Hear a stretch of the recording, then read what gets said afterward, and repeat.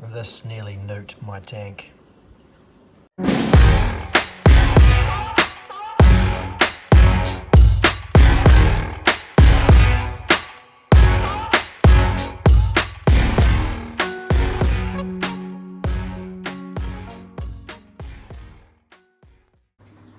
Hey Reefers, hope everyone's well. Bit of an update on the Cade S3 1200. So I've had a few people reach out just regarding my last video talking about the salinity issues that have occurred. So a bit of a backstory for people that don't know, I purchased the Hanna salinity checker recently. Now, reason why I purchased the Hanna checker, a couple of things. They're obviously a great quality product, but I actually broke my refractometer when I was doing some water making downstairs. So I thought, cool, good time to kind of upgrade. Issue is this test, this fancy test kit nearly nuked my tank. So a bit of a context, I purchased this, I've had this probably for about 10 days now, and when I went to go do my first water test, it came back as 27.7 parts per thousand. So as you can appreciate, any reefer will know that is extremely low. Will affect fish and will affect obviously the corals dramatically. Obviously it needs to be 35 ppt. So naturally when that happens, I had a bit of a stroke and did a bit of a water change, obviously a small one, about 50 litres, to slowly bring up the salinity. Now over about a 5-day period, each day I was pulling water out of the tank and I was adding in 4 or 5 buckets. Not a dramatic amount of water, but enough where it will slowly increase. However, this here was causing a lot of issues. Long story short, I ended up going to my local fish shop, told them the situation. They asked how were my corals looking. Majority of them, they were ticking boxes, like everything was fine. So he said, hey, there might be a bit of an issue with this bad boy. I highly recommend either getting a refractometer or bringing some water in.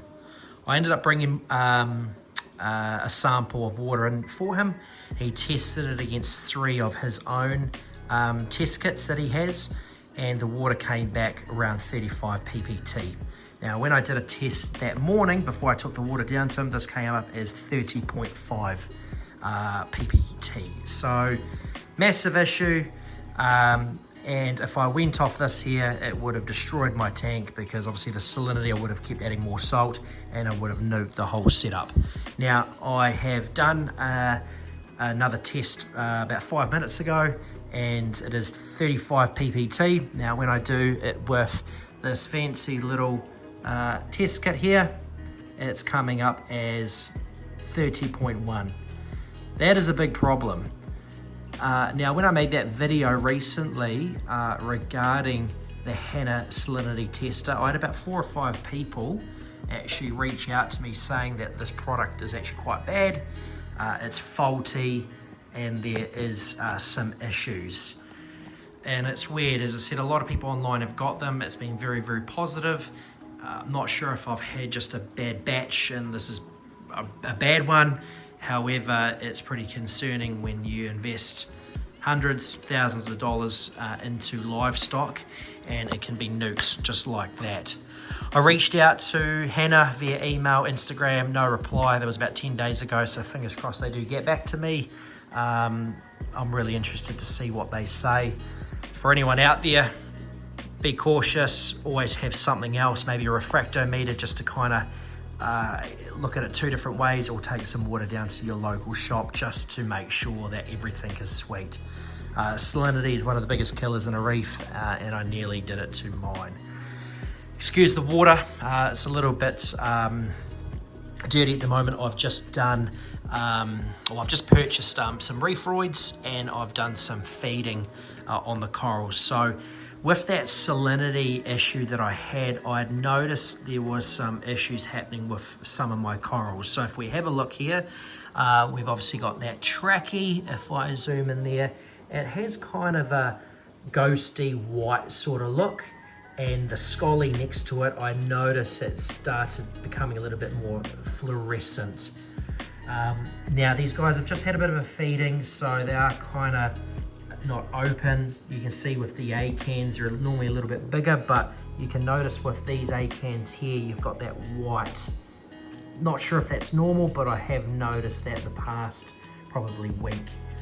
Now, some of my corals are doing really, really well, so it's been really weird to kind of see, but it's important to make sure that you watch your livestock, because your livestock's gonna like the torch, the frog spawn.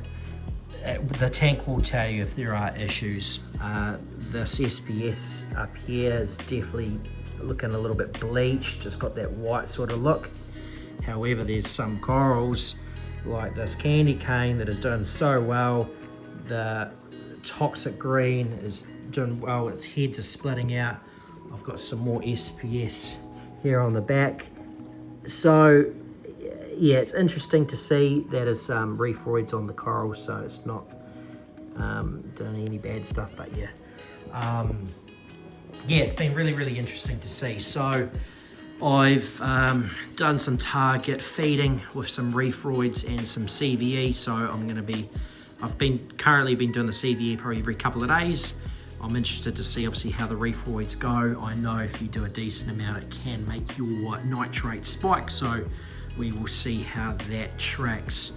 Got the skimmer off. I'll have that off probably for a period of time, because I know that will go bonkers once I turn it back on.